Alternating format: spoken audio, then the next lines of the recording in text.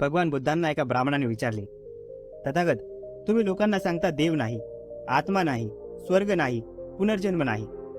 तथागत म्हणाले, मी माणसाला वास्तव सत्य स्वीकारायला सांगतो.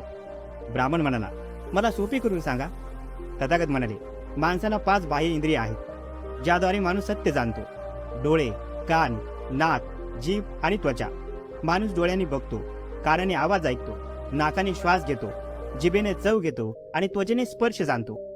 या 5 इंद्रियापैकी कधी कधी 2 किंवा 3 इंद्रियाचा वापर करून माणूस सत्य जाणतो. ब्राह्मणाने विचारले, कसे? तथागत म्हणाले, पाणी डोळ्यांनी दिसते, पण ते थंड की गरम हे बघण्यासाठी त्वचेची मदत घ्यावी लागते. गोड की खारट हे कळण्यासाठी जिभेची मदत घ्यावी लागते. ब्राह्मण म्हणाला, बरोबर आहे, मग देव असण्याचा आणि नसण्याचा संबंध काय? तथागत म्हणाले, तुम्ही हवा पाहू शकता? ब्राह्मण म्हणाला, नाही. याचा अर्थ हवा नाही असा होतो का? ब्राह्मण म्हणाला, नाही, हवा दिसत नसली तरी ती आहे, कारण तिचं अस्तित्व नाकारता येत नाही. आपण श्वासोश्वास करताना हवा आत घेतो, बाहेर सोडतो. वाऱ्याची झुळूक आली की आपल्याला जाणवते. झाडाची पाने हवेने हलतात, ते दिसतात. तथागत म्हणाले, आता मला सांगा, देव पंचेंद्रियाने जाणवतो का? ब्राह्मण म्हणाला, नाही. तुम्ही प्रत्यक्ष देव पाहिला आहे का? ब्राह्मण म्हणाला, नाही. तुमच्या आई वडिलांनी पाहिल्याचे सांगितले आहे का? ब्राह्मण म्हणाला, नाही. मग पूर्वजापैकी कोणी पाहिल्याचे ऐकले आहे का? ब्राह्मण म्हणाला, नाही.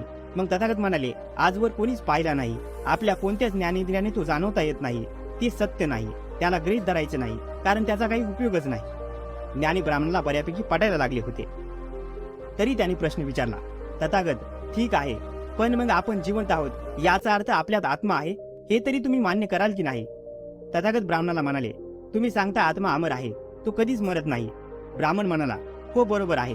मग तथागत म्हणाले, मला सांगा, माणूस मरतो म्हणजे नेमके काय होते? ब्राह्मण म्हणाला, आत्मा त्या माणसातून निघून गेला की माणूस मरतो. मग मला सांगा, आत्मा शरीर सोडतो की शरीर आत्मा सोडतो? ब्राह्मण म्हणाला, आत्मा शरीर सोडतो वा शरीर आत्मा सोडतो. कंटाळा आला म्हणून? ब्राह्मण म्हणतो, माणसाचं आयुष्य संपल्यावर. तथागत म्हणाले, असे असते तर सगळी माणसे 100 वर्ष जगली असते. अपघात किंवा आजार झाल्यावरही उपचार न घेता ती जगायला हवी होती.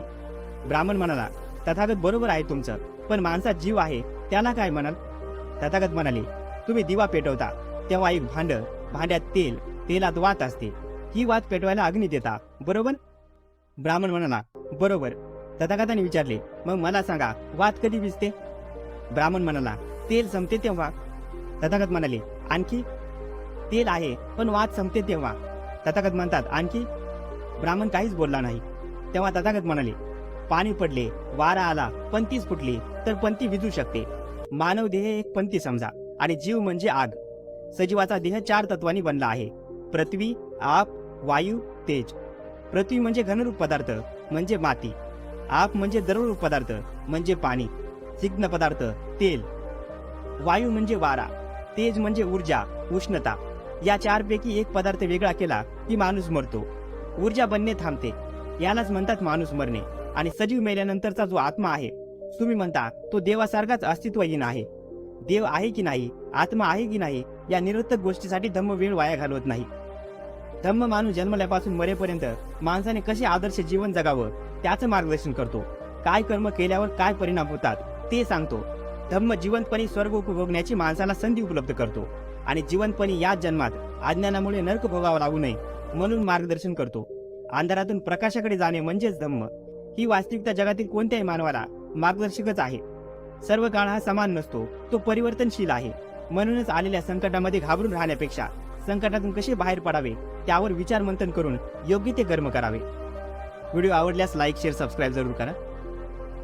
Thank you for watching.